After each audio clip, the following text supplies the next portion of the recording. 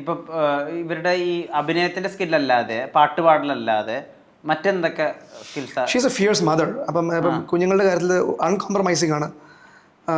കുഞ്ഞുങ്ങൾക്ക് ഇപ്പം ഇത്രയും നമ്മുടെ ജോലിയുടെ തിരക്ക് നമുക്ക് പറയാൻ ഡിഫിക്കൽട്ടാണ്. നമുക്ക് പറഞ്ഞാൽ ജാടയാൻ നമുക്ക് തോന്നും. പക്ഷേ എക്സ്ട്രീംലി ബിസി ലൈഫ്സ് ആണ്.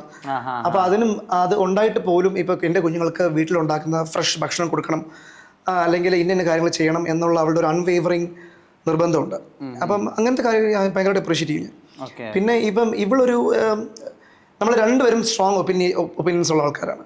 അപ്പം yes, oftentimes the opinions don't match. അപ്പം she doesn't give up, nor do I.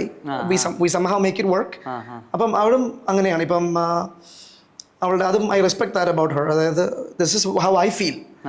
നിനക്ക് വേണ്ടി എൻ്റെ തോട്ട് പ്രോസസ് ഗിവ് അപ്പ് ചെയ്യാൻ ഞാൻ തയ്യാറല്ല എന്നുള്ളത് എപ്പോഴും she holds on to that. ഇപ്പോൾ ഇദ്ദേഹം ലൈഫ് ഭയങ്കരമായിട്ട് പ്ലാൻ ചെയ്യുന്ന ആളാണെന്ന് പറഞ്ഞല്ലോ. അപ്പോൾ ഈ ആനിവേഴ്സറി, ബർത്ത്ഡേ, കുട്ടികളുടെ ബർത്ത്ഡേ, ബാക്കിയുള്ള അമേരിക്കയിലുള്ള ഹാലോവൻ, അമേരിക്കയിലെ ഓണാഘോഷം, അമേരിക്കയിലെ വിഷു, ഇതൊക്കെ ആരാ പ്ലാൻ ചെയ്ത് സെറ്റ്?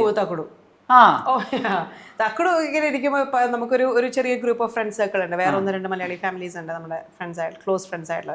ഇവരെ നമ്മളെല്ലാവരും ഒരുമിച്ച് പോകുന്ന വെക്കേഷൻ ട്രിപ്സ് എല്ലാം പ്ലാൻ ചെയ്യുന്നത് തക്കടുവാണ്.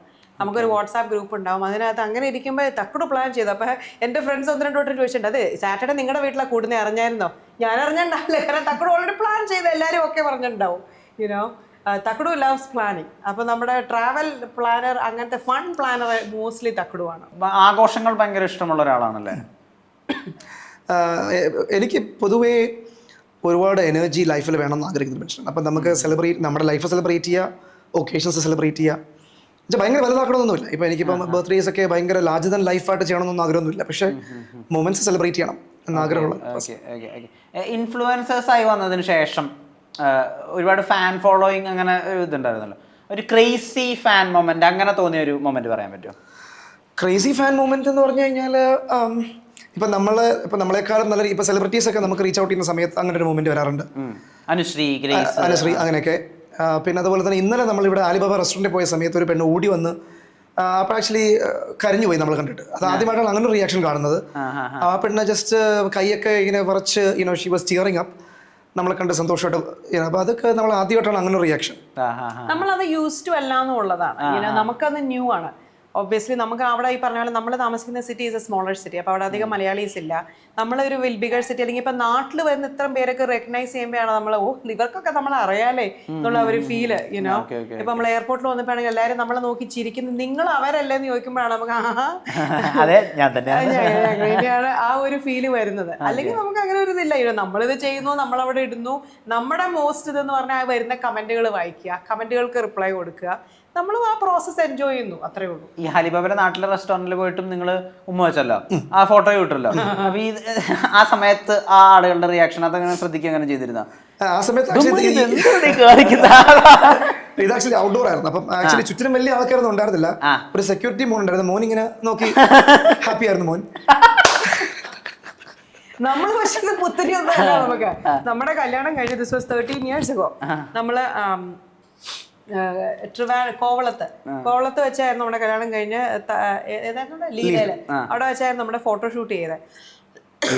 അപ്പൊ അന്നും ഇതേപോലെ തന്നെ ഫോട്ടോഷൂട്ട് ഒക്കെ തുടങ്ങുന്ന ഒരു സമയമാണ് പ്രത്യേകിച്ച് ഇവിടെ. പക്ഷെ നമ്മള് സ്മൂച്ച് ഒക്കെ ചെയ്താണ് ഫോട്ടോസ് എടുക്കുന്നത്. അപ്പൊ ക്യാമറമാൻ നിന്ന് സ്വെറ്റിംഗ് ആണ്. പുള്ളി ഓ മൈ ഗോഡ്, പുള്ളി ഇനി നമുക്ക് ഉമ്മ അല്ലാത്തൊരു ഫോട്ടോ അല്ല. അവസാനം ക്യാമറമാൻ ഷർട്ട് ഒക്കെ ടക്ക് ഔട്ട് ചെയ്തു.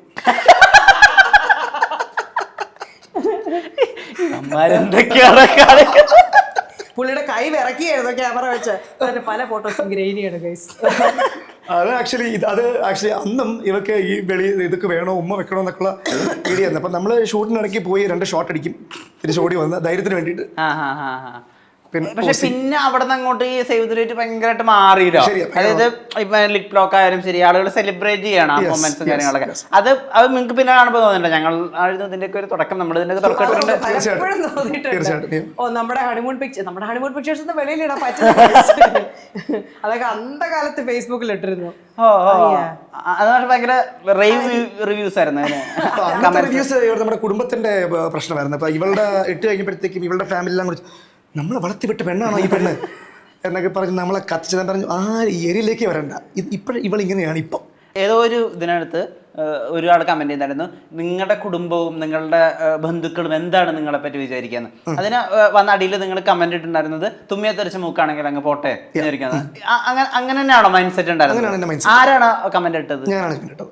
ഓക്കെ. നമ്മുടെ ഫാമിലിക്ക് they should know who you are അല്ലേ. നമ്മൾ ആരാന്ന് മനസ്സിലാക്കി നമ്മൾ ഉൾക്കൊള്ളാൻ പറ്റുന്ന ബെയർ മിനിമമാണ് നമ്മുടെ കുടുംബത്തിൽ നമ്മൾ എക്സ്പെക്ട് ചെയ്യുന്നത് അല്ലേ. അങ്ങനെ ആയിരിക്കണം. ഇപ്പൊ എൻ്റെ മോൻ ഒരു പുണ്യാളനാണെങ്കിലേ അവനെ സ്നേഹിക്കത്തുള്ളൂ എന്ന് പറഞ്ഞു കഴിഞ്ഞാൽ then you are not a good father. You have to understand his strong points and his weaknesses and we still have to love him. അപ്പോൾ അങ്ങനെ നമുക്ക് പറ്റിയില്ലെങ്കിൽ then it's no point.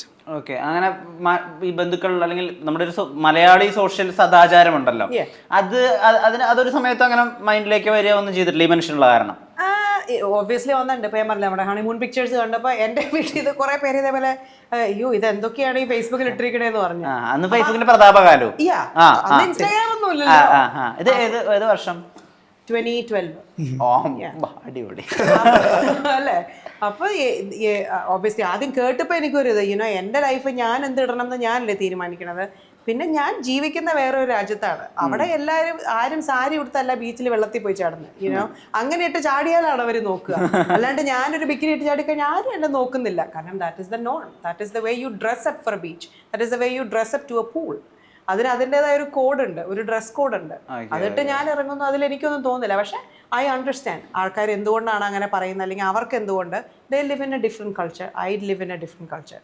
അപ്പോൾ അവർ കാണണമെങ്കിൽ കാണണ്ട, അവർ ഫേസ്ബുക്കിൽ എന്തിനു വേണ്ടി ഇത് കയറി നോക്കണം. അപ്പം ഈ കോവളത്ത് ഭാര്യയുടെ കൂടെ ഷോർട്സ് ഇട്ടിട്ട് ഭാര്യനെ കൊണ്ട് ബിക്കിനി ഇട്ടിട്ട് നടത്തിക്കാന്ന് പറയുന്നത്, ഭാര്യയ്ക്ക് അത് വേണമെങ്കിൽ, അവൾക്ക് കോൺഫിഡൻ്റ് ആണെങ്കിൽ എനിക്ക് ബുദ്ധിമുട്ടൊന്നുമില്ല. ഭാര്യയുടെ അവസ്ഥ എന്താ? ഞാൻ ശരിക്കും അത്രയ്ക്ക് ധൈര്യം ഉണ്ടാവും തോന്നണില്ല. മയാമി ബീച്ച് പോലെ, മയാമി ബീച്ചിൽ നടക്കുന്ന പോലെ എനിക്ക് കോളത്തെ കിടക്കാനുള്ള ധൈര്യം ഉണ്ടെന്ന് ചെയ്യില്ല. മലയാളി ഇനി മാറാണ്ടല്ലോ ആ രീതിയിലൊക്കെ. മലയാളി മാറാനുണ്ടോയെന്ന് ചോദിച്ചാൽ ഞാനുണ്ടെന്ന് പറയും. Everybody has A different thought process. ചിലർക്ക് അത് മലയാളി എങ്ങനെയായിരുന്നു അതേപോലെ തന്നെ വെക്കണം എന്നുള്ളവരും ഉണ്ടാവും, കൺസർവേറ്റീവായിട്ട്. പക്ഷേ എൻ്റെ ഔട്ട്ലുക്ക് അതല്ല, എനിക്കതല്ല വേണ്ടേ. So I am happy where I M at. Okay. ഈ ഡാഡി മോമി വിളികളുണ്ടല്ലോ, ഇത് ശരിക്കും നിങ്ങൾ വീടിനകത്ത് നിങ്ങളുടെ ഡാഡി മോമി എന്നുള്ള വിളികൾ കൊണ്ട് ഉദ്ദേശിക്കുന്നതാണോ, അതോ ചില ഭയങ്കര ഡബിൾ മീനിങ് ഉള്ള റീലിനകത്ത് ഡാഡി എന്നുള്ള വിളിയുണ്ടല്ലോ? അല്ല, നമ്മളെ വീട്ടില് ഡാഡി എന്ന് വിളിക്കാറുള്ളത് മറ്റേ ഡാഡി അല്ല. ഇവിടെ നമ്മുടെ നാട്ടിലെ കൾച്ചറിൽ വളരെ കോമൺ ആണല്ലോ. അമ്മമാര് കൊച്ചിന്റെ ഫാദറിനെ ഒന്നില് ഈ കൊച്ചിന്റെ അച്ഛൻ എന്ന് വിളിക്കുന്ന ആൾക്കാർ, അപ്പൊ ആ ഡാഡി മമ്മിയാണ് ഉദ്ദേശിക്കുന്നത്. ഓക്കെ. അത് അതിനുവേണ്ടി ഉപയോഗിച്ചിട്ടുള്ളതല്ല.